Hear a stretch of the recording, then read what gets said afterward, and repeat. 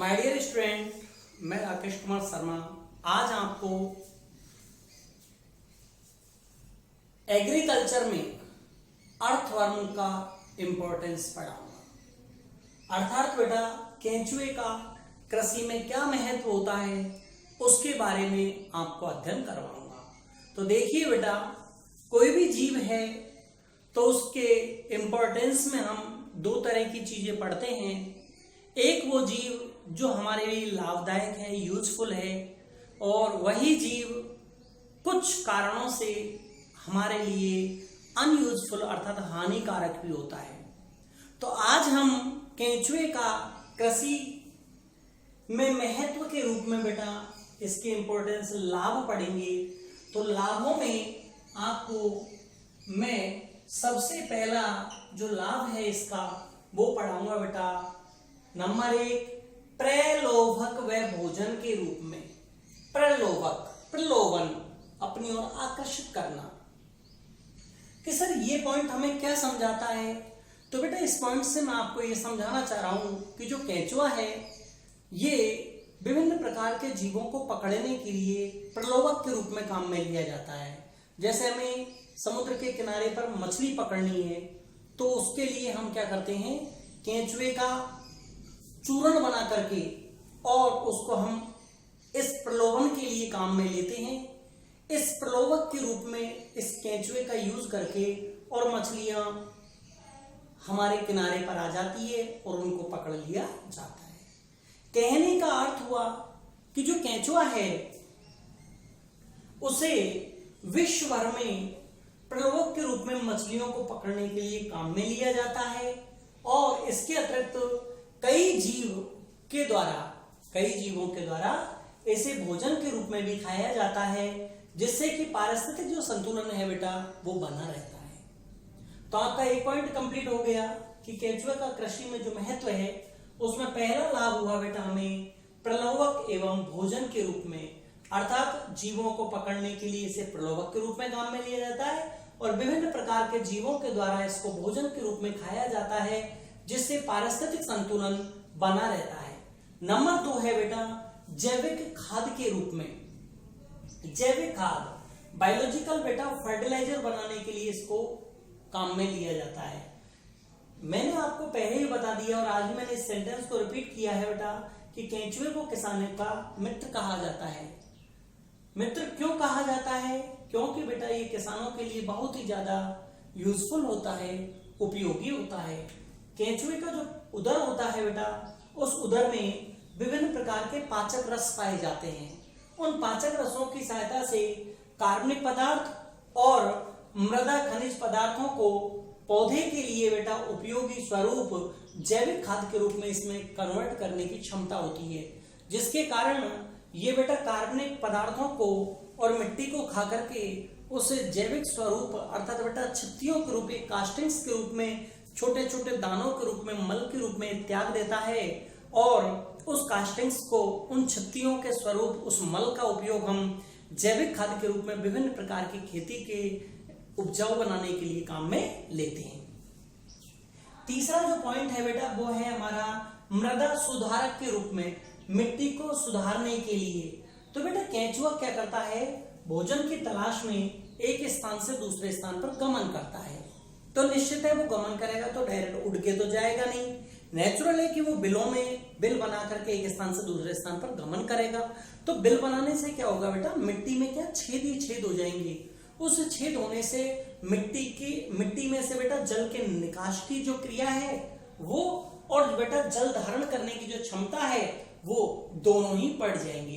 कुल मिलाकर के यह बेटा कि केंचुए के एक स्थान से दूसरे स्थान पर गमन करने से जो छिद्र हुए हैं उन छिद्रों के कारण बेटा जो मिट्टी है, मिट्टी में वायु का संचार बढ़ गया, उसमें रंध्रावकाश, उसमें बीच बीच में बेटा गैप हो गए, अवकाश हो गया और उस रंध्रावकाश के बढ़ जाने से बेटा मृदा में जल का निकास और जल धारण करने की क्षमता क्या हो जाती है, बढ़ जाती है।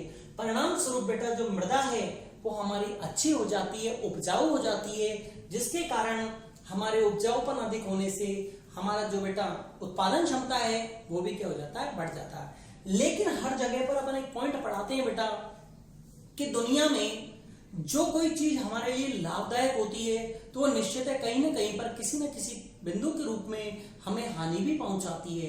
तो मैं साथ ही तुम्हें केंचुए की हानियां भी पढ़ा देता हूं कि इस जीव के द्वारा हमें प्रलोभक एवं भोजन के रूप में लाभ हुआ, जैविक खाद के निर्माण में लाभ हुआ, मृदा सुधारक के रूप में लाभ हुआ, लेकिन इसकी 2-3 पॉइंटों के रूप में बेटा मैं हानियों को प्रकाशित कर रहा हूं कि केंचुए का कृषि में इंपॉर्टेंस लाभ भी होता है लेकिन साथ ही हानि भी होती है।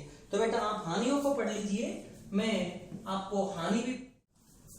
तो बेटा मैं आपको केंचुए के लाभों को पढ़ाने के पश्चात अब हानियों के बारे में समझा रहा हूं।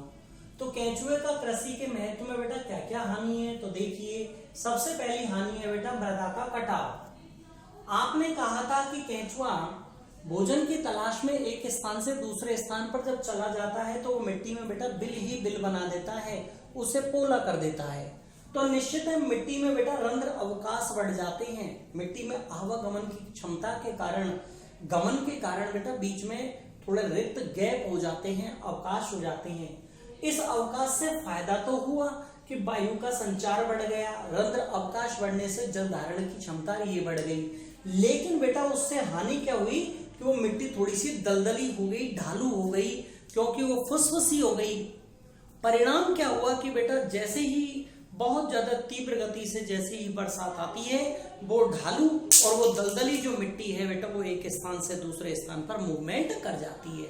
तो यदि ऐसा नहीं होता कि जैसे कि केंचुए के द्वारा उसको बेटा दलदली नहीं बनाया जाता, उसको ढालू नहीं बनाया जाता, तो मिट्टी बहुत कम कटती, लेकिन उसका परिणाम कि केंचुए के कारण बेटा उसका रंध्रावकाश बढ़ने से, जल धारण क्षमता बढ़ने से, उसका मूवमेंट बढ़ने से, उसमें बिलों के अधिक हो जाने से वह ढालू और हल्की दलदली रूप में आ गई। परिणाम स्वरूप वो कट करके एक स्थान से दूसरे स्थान पर चली गई। दूसरा जो नुकसान है बेटा वो क्या हुआ कि परजीवियों के संचरण हेतु मध्यस्थ परपोषी के रूप में भी कार्य कर जाता है। कुछ परजीवी का अर्थ आप जानते हो बेटा, ऐसे जीव जो दूसरों पर डिपेंड रह करके अपने जीवन का संचालन करते हैं, ऐसे जीवों को परजीवी कहा जाता है। अर्थात ऐसे जीव जो पराये पर रहकर, दूसरे जीवों पर रह करके अपने जीवन का संचालन करे, उसे परजीवी कहा जाता है। तो केंचुआ क्या करता है बेटा, बहुत से परजीवियों के संचरण हेतु मध्यस्थ परपोषी का कार्य करता है कि वो जो परजीवी है वो मध्यस्थ परपोषी केंचुए के द्वारा बेटा एक स्थान से दूसरे स्थान पर चले जाते हैं। जैसे कि फीताकृमि जो टैपोवर्म होता है बेटा वो एक स्थान से दूसरे स्थान पर केंचुए के मध्यस्थ परपोषी के रूप में गमन कर जाता है। चूजे का टैपोवर्म, चूजा जो होता है मुर्गी के जो बच्चे होते हैं वो उसको बेटा केंचुए को खा जाते हैं और उसमें टैपोवर्म जो होता है, फीताकृमि होता है, वो उसके साथ साथ उसके अंदर प्रवेश कर जाते हैं। सुअरों के फेफड़ों में अर्थात फुफ्फुसों में बेटा निमेटोड्स का गमन वो भी मध्यस्थ परपोषी के रूप में केंचुए के द्वारा ही किया जाता है। तीसरी जो हानि है बेटा वो है नाशक जीव के रूप में। केंचुए की कुछ प्रजातियां बेटा बहुत ही ज्यादा हानिकारक होती है, वो पेस्टिसाइड का कार्य करती है, वो पेस्ट के रूप में कार्य करती है, नाशक जीव के रूप में कार्य करती है। अर्थात बेटा हम देखें कि मालाबार की जो पहाड़ियां होती है, उस मालाबार की पहाड़ियों में, अन्नामलाई की पहाड़ियों में, कोयम्बटूर की पहाड़ियों में हमने इनकी हानियां देखी कि मालाबार की पहाड़ियों में जो धान की जो खेत हो रहे थे बेटा, धान की जो कृषि हो रही थी, उसमें एफेनकस ओरिजिवोरस जो किस्में हैं केंचुए की, वो बहुत ही ज्यादा उनकी धान की जो जड़ें हैं बेटा उनको नुकसान पहुंचा रही थी, जिससे उत्पादन की क्षमता बढ़ना तो बहुत दूर और भी बेटा क्या हो गई, कम हो गई। ठीक उसी प्रकार कोयम्बटूर में बेटा पान की जो पान हम खाते हैं उसके पान के जो बेल है उनकी जड़ों में बहुत ज्यादा हानि किसके द्वारा पहुंच रही थी बेटा, फेरेटिमा एलांगेटा नामक जो किस्म है बेटा केंचुए की जो नस्ल है उसके द्वारा बहुत ही ज्यादा हानि पहुंचाई जा रही थी। ठीक उसी प्रकार से बेटा अनामलाई की पहाड़ियों में इलायची के जो पौधे थे, इलायची के पौधों को, तनों को सबसे ज्यादा केंचुए की किस्म है बेटा जिसका नाम है पेरियोनिक्स, इसके द्वारा हानि पहुंचाई जा रही थी। तो हम यह नहीं कह सकते कि केंचुआ हमारी कृषि में बेटा केवल लाभदायक ही लाभदायक है, इसके द्वारा हानि भी होती है। तो हमने बेटा केंचुए के 3 प्रकार के रूपों में हानि पड़ी कि केंचुए के द्वारा बेटा रंध्रावकाश बढ़ने से मिट्टी का कटाव में भी बढ़ोतरी हो जाती है, ये कुछ परजीवियों के संचरण हेतु भी कार्य कर जाता है मध्यस्थ परपोषी का। और लास्ट में बेटा केंचुए की कुछ प्रजातियां हैं जो कि बेटा नाशक जीव पेस्ट के रूप में भी कार्य करती है और धान के जड़ों में, पान के बेल की जड़ों में, इलायची के पौधों के तनों में हानि पहुंचाने का कार्य करती है। इसी के साथ बेटा आपका ये लेसन समाप्त होता है। ठीक, थैंक यू।